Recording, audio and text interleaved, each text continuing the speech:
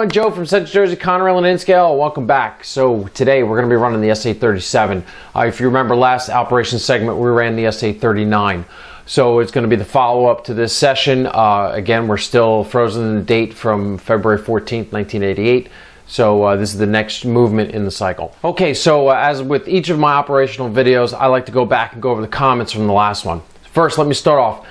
The operating SA-39. I was very hesitant when I went to upload that video that Friday because there was a lot of things that didn't go right, and I wanted to just leave it in there, and the response was overwhelming. I was totally shocked at how well of a good response everybody gave me back on that video. So I thank you very much, and I thank you all for your contributions and following along, and just keeping everything positive, and it keeps me with the positive energy rolling. So it makes it more fun to do these videos for everyone. So last segment was the first segment that I used Ed's open software on the phone with for the switching crew with all them sounds and the timings, and everybody seemed to really like that. There was a couple comments about it was a little too loud, and I really apologize. What happens is my mic is right here, and I was holding the phone up against my body, so the sound was a little overwhelming in the video, I guess, for some people. So I'm going to turn it down this time so we don't blow out everybody's headphones and speakers. Also, a lot of my railroad people out there commented back that the sandwich maneuver with the locomotive in the middle, actually everybody was pretty much on board that there's nothing wrong with that maneuver. Mike Simmons was commenting that it's an industrial setting. You're limited in speed, so that's commonplace. So thank you for everybody for responding on that. Thomas Studo, he commented he was witnessed a lot of the same type of maneuvers down in Florida on the CSX. So he related in the comment section one of the times that he was rail fanning, he saw that happen. So thanks, Thomas. Also, Camp B RR, he also commented when down in North Carolina, he witnessed that maneuver as well. So thank you very much, Camp B RR, for responding back. Okay, so going back to the Train Crew app on the phone, well, it's not really actually an app. It's actually an open source software run off the web page from Ed. Now, the question came from Timberwolf Valley Railroad and about the Android platform. Is it available on Android platform and iPhone or whatever? But generally what it is it's actually open source software running through a web page. So you're just using the Train Crew feature, the Train Crew program through your web browser. So it doesn't matter if you have an Android or you have an iPhone, it's going to work as long as you have internet access and a web browser. So Neil Perry was asking, with that software, do I plan on using it, requiring all crews to use it? In yard operations, would it be necessary? I'm going to, at this point, I'm going to kind of leave it up to each operator, because if I have a novice in here, somebody who's never done switching operations, I don't want them to be overwhelmed with their phone and the throttle and the car cards and the waybills and all that stuff. So if they feel that they want to use it, I'm going to go ahead and say go ahead and use it. But if they don't want to, I'm not going to force it on them. I like this. I use it when I'm running. And I just wanted to bring this up to everybody's attention. So I don't think I'm going to make it a requirement for my operating sessions. So hopefully that answers your question, Neil. And so the last comment from the all knowledgeable Mike Simmons. First of all, he was saying that didn't have to use the EOT device on those maneuvers. We could have used the caboose with a shoving platform or a conductor in the rear position with an air whistle. So that's a great option, not to have to use that EOT, but so thanks, Mike, with that. Also, Mike was saying maybe if I move that switch over there at Building 105, move a little more, give me a little more room to maneuver cars. So actually, right now I'm highly considering moving that turnout. So more to come on that. And then lastly, from Mike was saying don't leave that car. He was saying maneuver it some way and put it in front of the locomotive and do a sandwich type deal like we did before, pull it down to Lakehurst, and then contact dispatch and get a new Form D so that I can have the main line to move back and forth and get that train repositioned to go back to Brown's Yard. So that's definitely an option. And so the last thing from Mike was saying, is it really feasible that an operator is going to be able to get all that switch work done in a session? And I'm going to be straightforwardly honest with you, is right now I'm a little out of whack. I feel that some of the trains are coming up a little too big in the rotation of the car cards, and I'm still trying to sort that out. Unfortunately, I haven't been able to sit down and do operations every day because I'm focusing on construction and coming back and forth between operations and construction. So if I was in a situation where I was done with construction, I could sit down and run continuously doing ops every day. I could probably sort that out. It's just taken a little longer than I'm expecting to say, oh wait, that's too many cars, for that train. So, and don't forget, I'm running the 4-cycle waybill.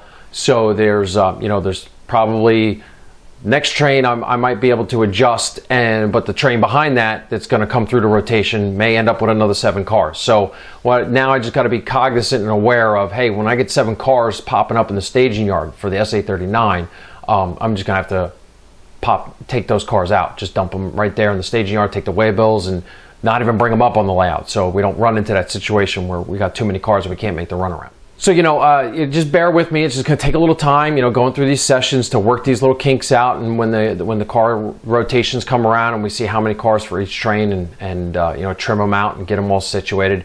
Because I think I was just looking in the staging yard. SA-31's coming up and it looks like it's got like 9 cars on it. No, that's not going to work. I'm not even going to bother with that. I'm going to dump like 3 cars and cut them out. And then also the other thing is I can also try to adjust the cycles by looking at what's on the layout and saying, hey, there's 3 cars sitting at Clayton. Let's go ahead and put a hold on 1 car to cut it down and leave that car as damage for the next cycle around when maybe there's 1 car coming up. So, like I said, with the operations, it's going to take a little time to tweak it and get it where we're running. Okay, so here's our train for today, the SA-37. So the SA-37 calls out of Brown's Yard. It services all the industries south of Toth, all the way down to milepost 67 outside of Lakehurst. So today's train, the locomotive on point is Conrail's SD40 6302. Actually, that's one of our new acquisitions here on the Sayrehurst Secondary, and big shout out to Milwaukee Road's Charleston subdivision for transferring that power up to us. We acquired 5 units from them, so thank you very much, Matt. So the reason this train rates a 6-axle locomotive today is just purely for show. Actually, I want to test this locomotive out. I did a lot of work to it once I got it. I put a TCS decoder in it. I also changed out the wheel sets to the Kato low profile wheels, and it seems that may be the magic fix for these Kato locomotives and this code 55. So we'll see how it operates today, but initial testing, it runs really smooth and really good. So okay, so let's go over our switch list for today. So we have to pick up from Danasso's 3 boxcars. We have to pick up the gondola and the bulkhead flat car, which is the those are substitutes in for our telephone pole cars, and those are on the runaround at Lakewood. We have 2 gondolas from Naval Air Station Lakehurst, and we got 3 covered hoppers of sand over at the Clayton pit to pick up. Cars we're going to be setting out today. We have 3 gondolas going over to Naval Air Station Lakehurst. And we have 3 center beam flat cars of lumber going over to Danasso's. And finally, we got 3 covered hoppers empty going into Clayton to be filled with sand. And then the last car on our train is our end of train car, and that's going to be Chicago Northwestern boxcar 155059. And that boxcar is going to be equipped with our battery operated end of train device. And that'll be our marker. So now let's go over our Form D for this trip. Form D, dated February 14th, 1988. This is C105 to CNE number 6302. Operate in both directions on single track between Toth and MP67. Dispatcher's JD, and we're going to use time effective on the fast clock of, we'll say, 4:52 in the afternoon. So 16:52. All right, so now we have our Form D is active, and we are clear to proceed down the right-of-way.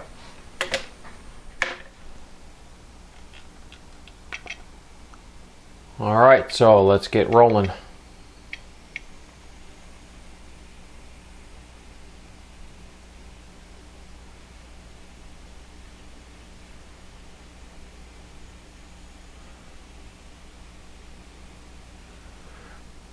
So we're going to head on down through Lakewood, and we're going to go right down to Sayrehurst and get started doing work down there, and then we'll work back north.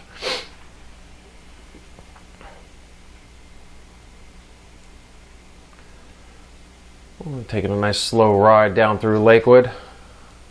Looks like there's no cars close to the right-of-way, so the crew's not going to have to stop and blow the horn and get the cars to move.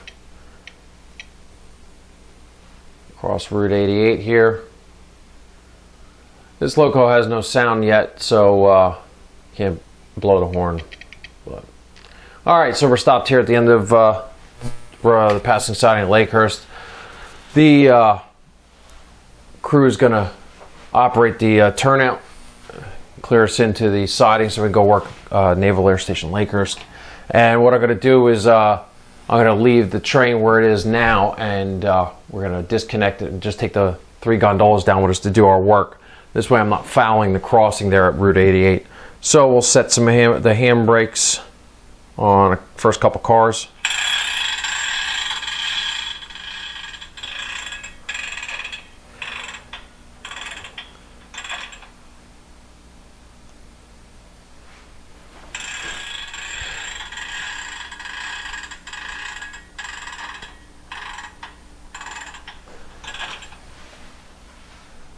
Okay.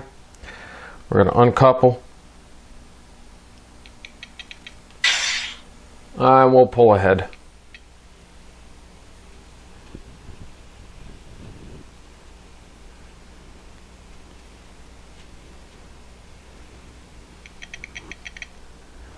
Okay, so just to let you know before we get started switching, so the reason Naval Air Station Sayrehurst getting the gondolas is because there was a Beaumark anti-air defense missile system over at McGuire Air Force Base, and they were nuclear equipped.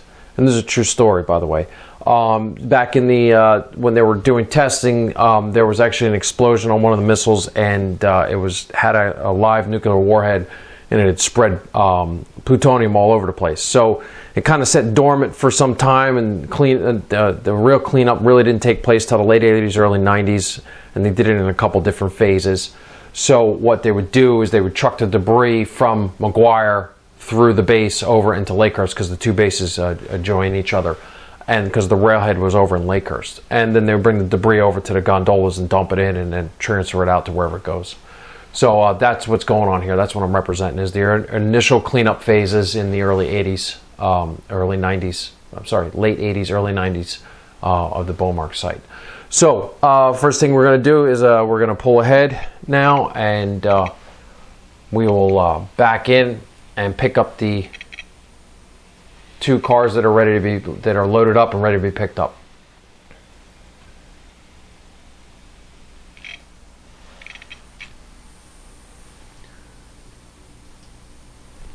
Okay, so we're going to couple and connect.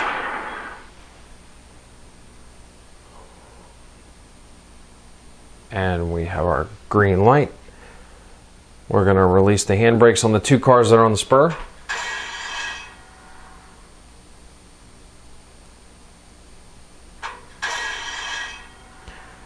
And we are ready to proceed. I'll pull up, get these 2 loads out of here, and drop them on the runaround, and then we'll back down and spot the 3 empties. All right, so we're going to set a handbrake for the 1 load.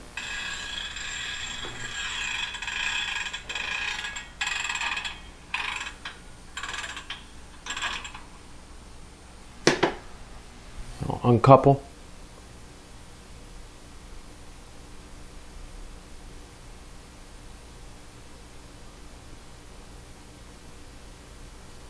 These Athearn couplers, boy, they're a little stubborn. Don't want to let go. All right, we'll pull ahead. Oh, I think I forgot to uncouple. So we'll take that time penalty here.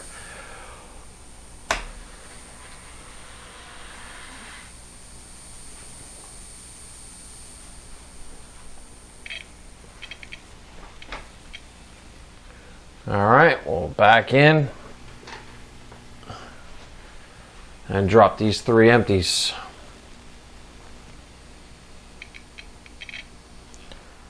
And I'll set some handbrakes on the 3 gondolas.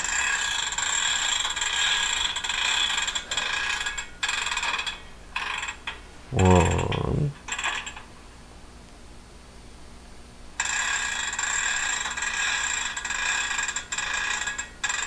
2.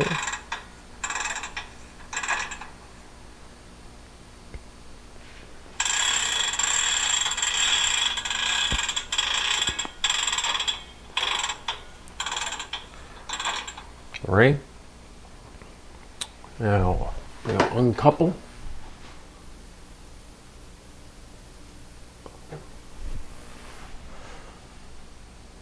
Oh, sorry, hit the wrong button. Disregard that.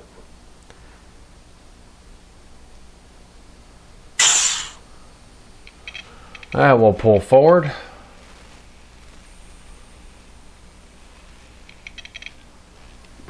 All right, conductor will close and lock the turnout.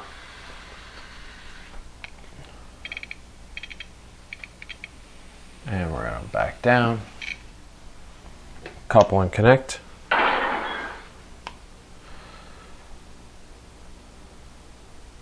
right, and then don't forget we got to release the handbrake on that one car that we did. And we're all set. So before I back down, I'm going to go ahead and get caught up on my paperwork. Okay, so first thing I'm going to do is I'm going to go ahead and get my waybills taken care of. I picked up my 2 waybills that are in the bill box, and then here's the 3 to go on the spur. So that's all taken care of. I'll go ahead and I'll update my switch list just so I know that, so I can keep track of everything. So we did the pickups over at Sayrehurst, and we did the 3 set outs. Okay. All right, so now all my paperwork's in order. So now we're going to back down. We're going to reconnect the train in Lakewood, and we'll move everything down onto the runaround at the passing siding down at Sayrehurst.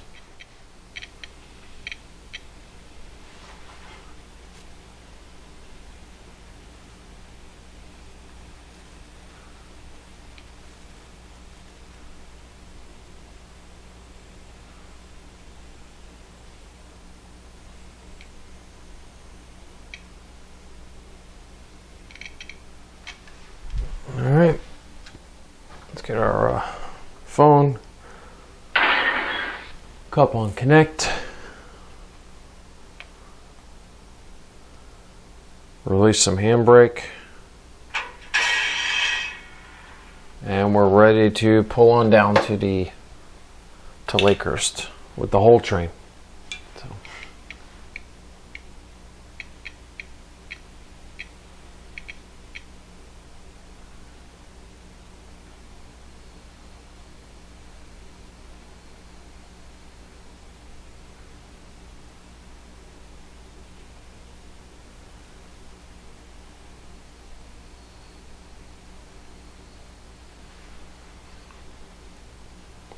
So what we're going to do is we're going to pull down on Sayrehurst, and we're going to have to move our end of train car out of the way, and then we're going to have to pull the 3 empties off the end and switch them out with the loads that are over in Clayton back there next to the backdrop. All right, we're going to set handbrakes on the first 3 cars right behind the loco.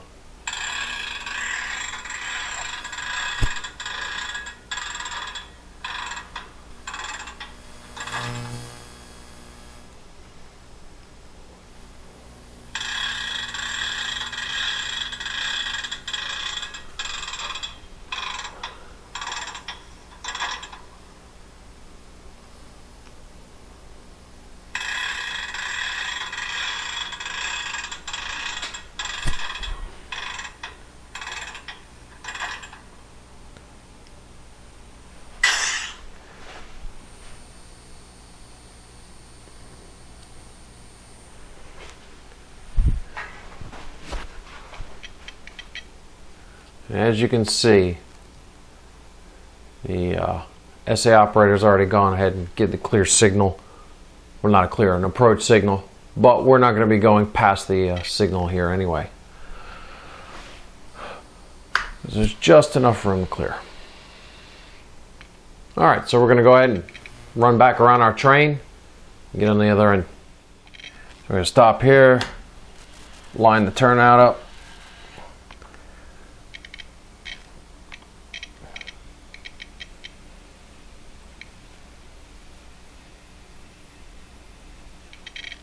First thing what we're going to do is we are going to move that boxcar. Okay, now we're going to push this boxcar onto the main. We'll leave it on the main. Don't forget, we don't want our conductor to have to walk too far, so we're going to just as far as we need to. All right, we'll set the handbrake.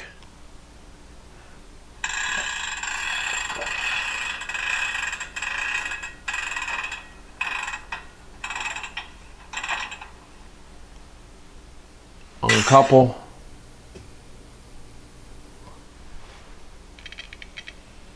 Now we're going to go down and we're going to pick up our 3 empties off the this end here. Now if you notice, this time around I blocked out the train. I thought about it before I went ahead and started doing the movements, and I blocked it out how I wanted it. So this way it's kind of all set to go, making our job a little easier this time.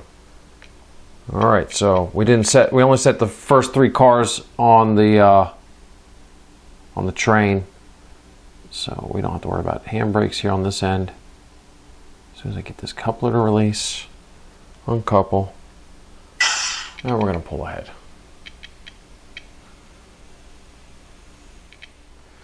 Okay, so now the conductor is going to operate the turnout for the Glidden spur, get down in there to Clayton.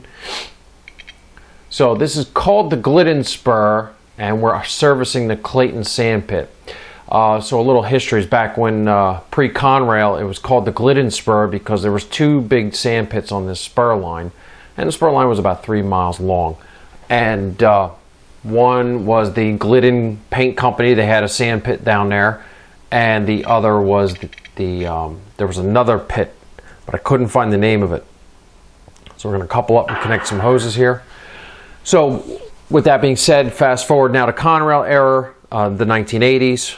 I'm going to release some handbrakes while I'm talking for the 3 cars that are already loaded on the line. So now fast forward to the 80s. Glidden has been closed. The second pit in the back, which I couldn't find out who it belonged to, that is now belongs to Clayton. So that's why the line is called the Glidden pit, the Glidden sand spur, and we're servicing the Clayton sand pit. All right, so now I gotta disconnect back here. So now we're gonna pull ahead, and I'll uncouple. All right. So as I'm working here, backing down, don't forget in the box I have a customer request that all covered hoppers be spotted at the north end of the facility. So that's what we're doing, because Clayton's loader for the covered hoppers is up at the north end. The south end down in the back of the pit is all, they use front end loaders to load the open hoppers.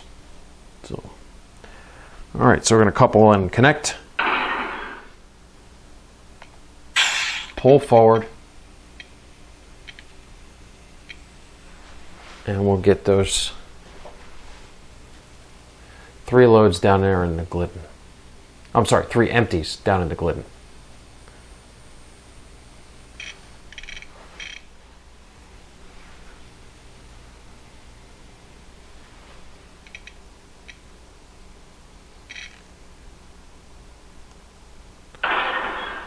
Okay.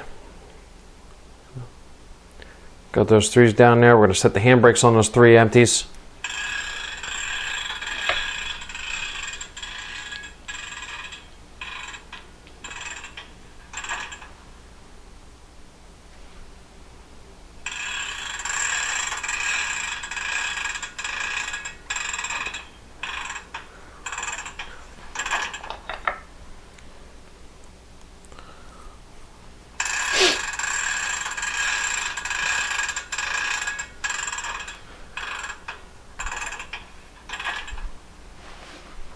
couple. All right.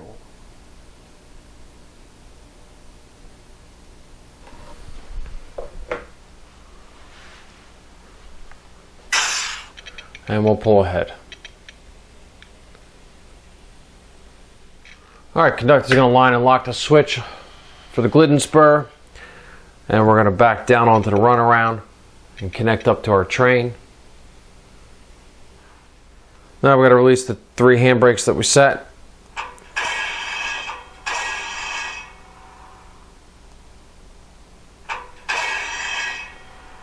All right, we're ready to pull forward, and we'll pick up our end of train car, which I'm going to use a little 5-finger switching here.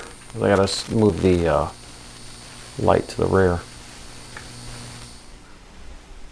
All right, so the conductor's going to move the turnout on line of locking for the main, because we're going to be finishing up our work down here in Sayrehurst.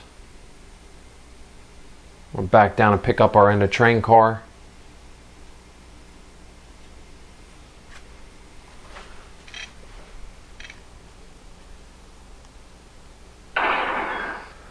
I'll couple up, connect the hoses, release that handbrake.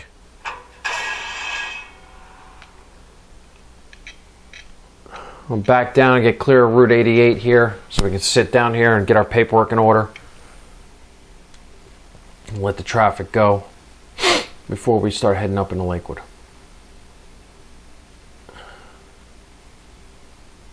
All the commuter buses they're trying to get southbound, drop everybody off down in Toms River. I don't want to be holding them up. So,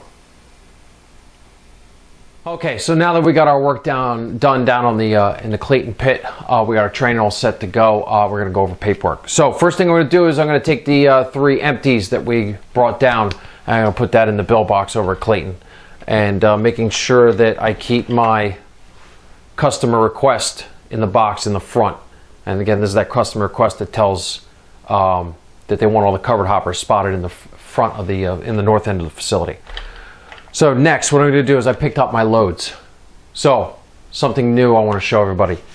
I was doing some research on operations and reading one night, and I saw a lot of guys who were involved in coal railroads looking at their mine run cars, running blocks of cars, and so I think I showed you in the past the mine car that I'm running, that I'm going to start using because I like the way it is. This way I can just have a block of the same car, and I just put the first number and the last number, and it moves all as one block. So it just makes it easier on the paperwork. But this one, I found this, and I think I like this, and I'm going to start using it. So this is a weigh in transit. So what that means is Clayton does not have a scale at their facility, so they can't weigh their cars. So they are loading up the cars, and they're kind of guesstimating where they are within, with weight for their cars. But they need the cars to be weighed. So according to the rules that I've read and the standard operating rules for railroads, I couldn't really find too much on Conrail, so I'm kind of just going generically off of rules of of other railroads. And so this car could conceivably be overweight. So what the facility does is they write up one of these bills, and they stick it in the front of the car cart. So now you know that this car is full and it needs to be weighed. So if you look at the car, it says weigh in transit to Yardmaster, Brown's Yard. This load must be weighed before leaving the originating division. So this isn't a division. The division would be the Jersey division. So, but what I'm going to do is I think I'm doing some research, and I kind of like the Boulder Creek Engineering's scale. So I think I might actually get one and put it in Brown's Yard. So for now, I'm just going to say Brown's Yard is going to be where we're going to be weighing all these cars. So we'll be taking these loads back to Brown's under the assumption that they're close to weight, but we're assuming until we actually weigh them. And then once we weigh them, if they're overweight, they got to get taken care of before they can move. But if they're within specs, we put the weight on the weight card and let it go. So now, and if I don't put a scale in at Brown's Yard, let's just say I can't fit it in anywhere conceivable, then that's fine. We just make these cards up and we address it to the Oak Island Yardmaster. So this way, when it goes out to the Oak Island, they know it needs to be weighed at Oak Island. So it's just another little piece of paperwork to add to your realistic operations. I just want to put it out there. I'm experimenting with it. I kind of like the idea.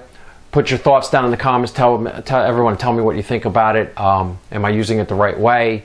I want to know what everybody thinks. So, all right, let's get back to work. Okay, so now that our paperwork's all in order, we're going to go ahead and move the train on down to Lakewood and get ready for some maneuvers down there.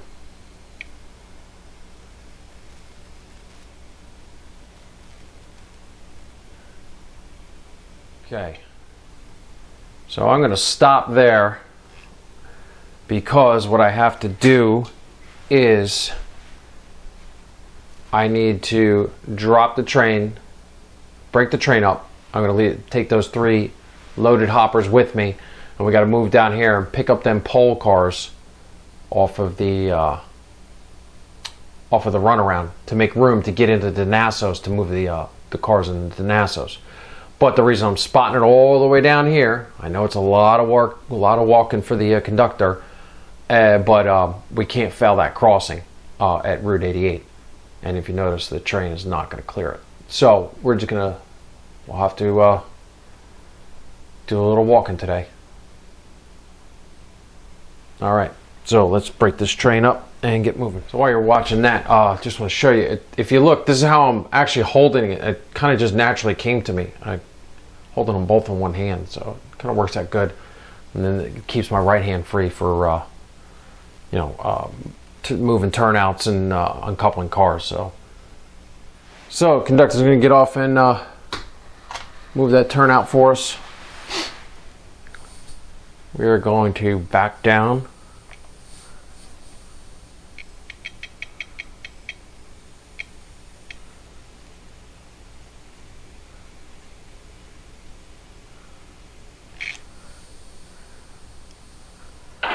We'll couple up to them 2 cars on the runaround.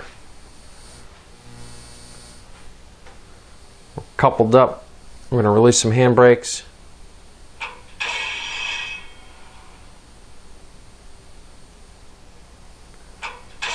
And we are all set to go.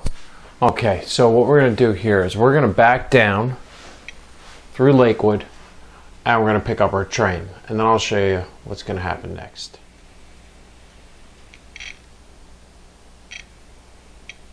Okay, couple and connect, and we got to release that handbrake that we set.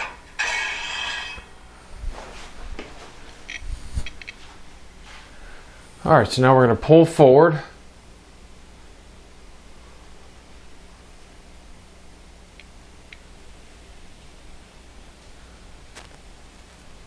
Until our car is clear of Route 88. Right there. Okay, so now let's take a look at this.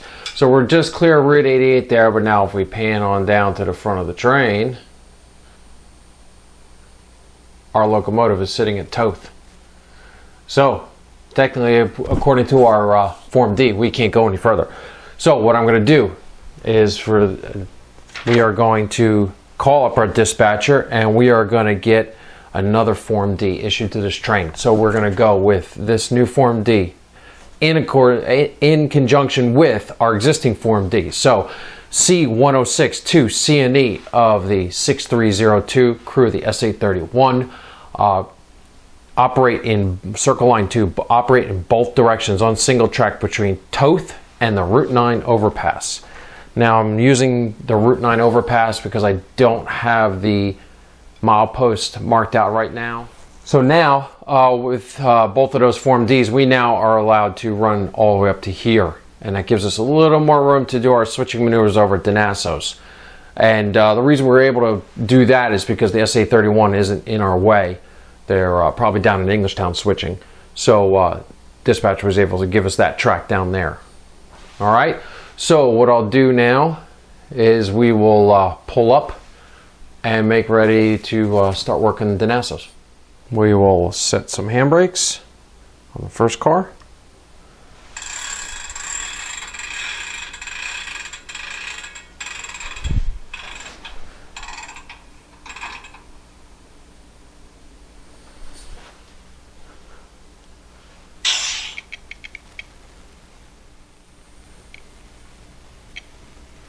So yeah, realistic operations. Once you get the general idea of how the rules work, it's pretty straightforward. It kind of makes sense. You need that track. Got to get the form filled out. So we're going to couple and connect. Release the handbrakes on the 3 cars over at Denasso's.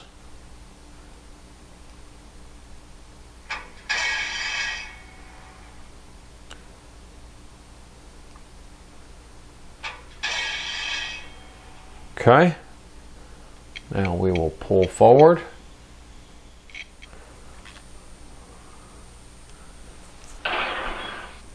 So we're going to couple up, connect the hoses, release our handbrake.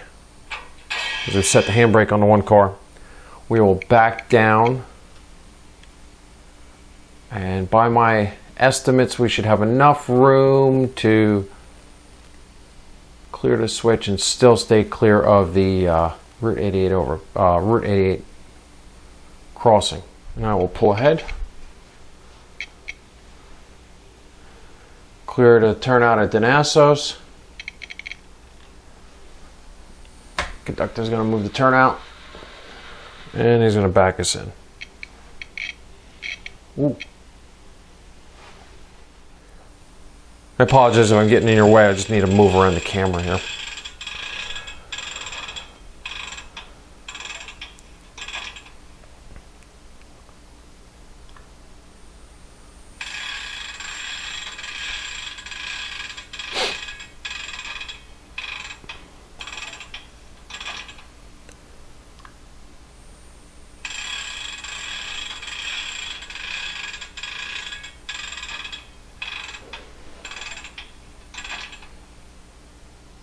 Okay, so now we're going to uncouple.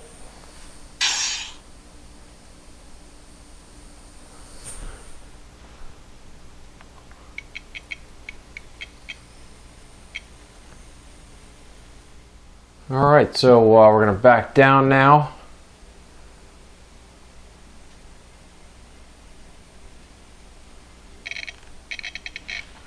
Reconnect our train. I'm going to pull up a little bit. I got to, let's see, couple and connect.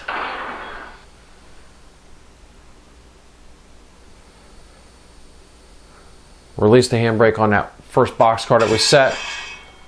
Okay, is right here. I'm going to move the train up clear of the turnout at the south end of the Lakewood runaround, so the conductor can line and lock that turnout, and we can get that all cleared up. Okay, so this is pretty straightforward. I'm just going to pick up the 2 waybills off of the runaround box, and the 3 waybills off of the Denasso's box, and I'm going to put the 3 waybills back in for the loads that we left at Denasso's, and our car cards are taken care of. Then I'm going to come over here and I'm going to update my switch list and make sure that I have all my work done. Okay, so for my brake test, I have 1, 2, 3, 4, 5, 6, 7, 8, 9, 10, 11 cars.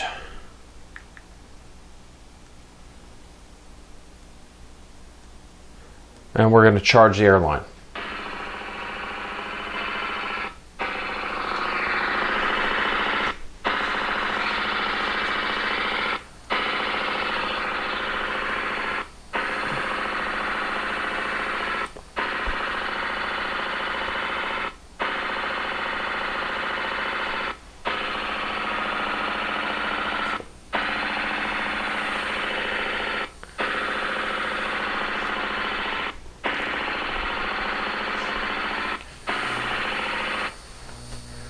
Okay, so our brake pressure is reading at 90%, or I'm sorry, 90 psi. So we're going to set the brakes.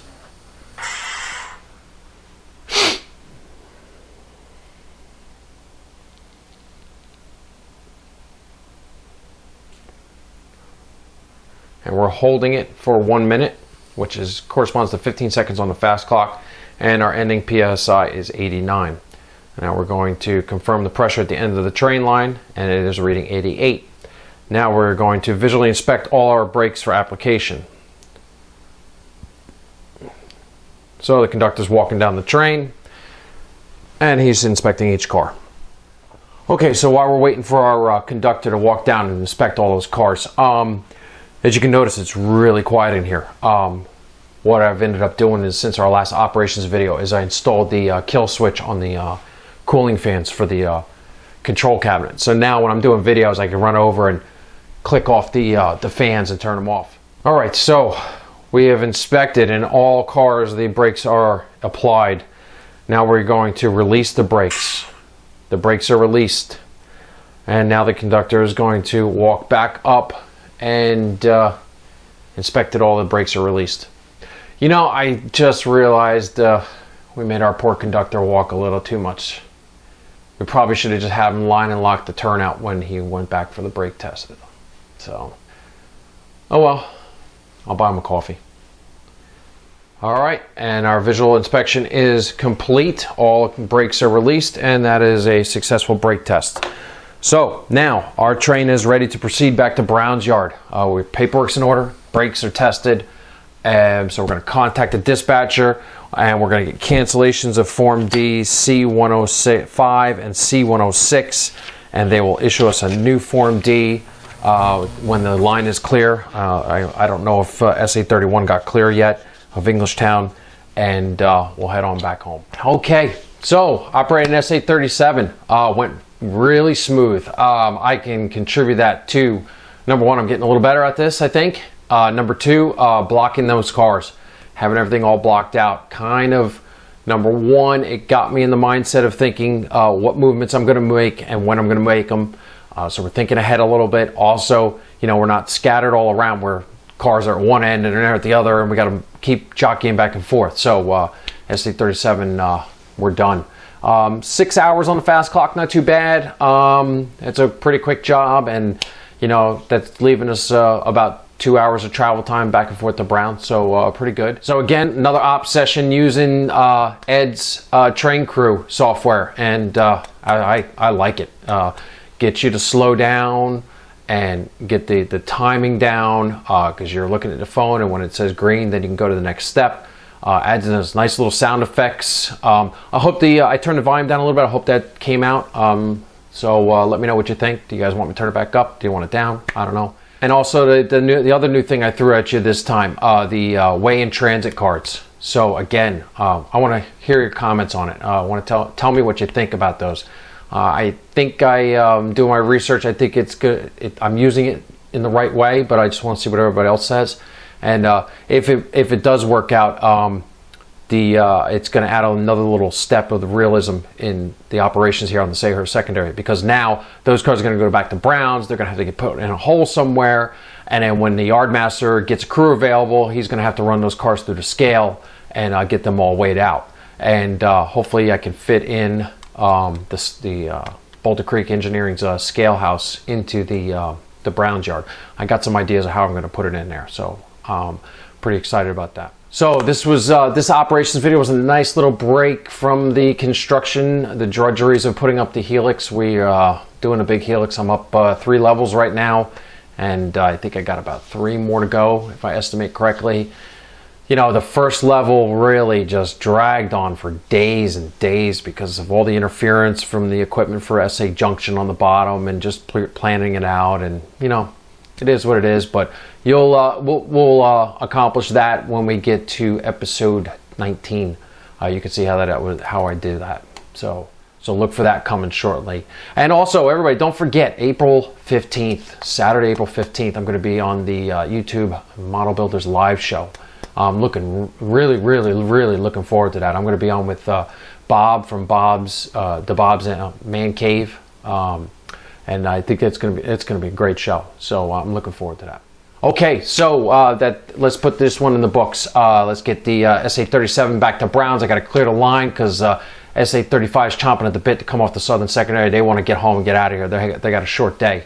So hope you guys enjoyed this. Make sure you leave your comments, thumbs up if you liked it. And please, hey, you know what? If you do leave thumbs down, I don't care. You know what? If you don't like my stuff, that's fine. Just do me a big favor. Just tell me why you don't like it so I can change it maybe.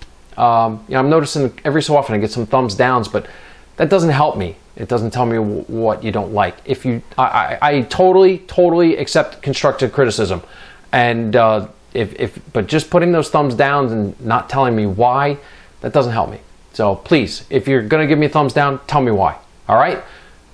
We'll see you next time on Central Jersey Conrail and N scale. Thanks, guys.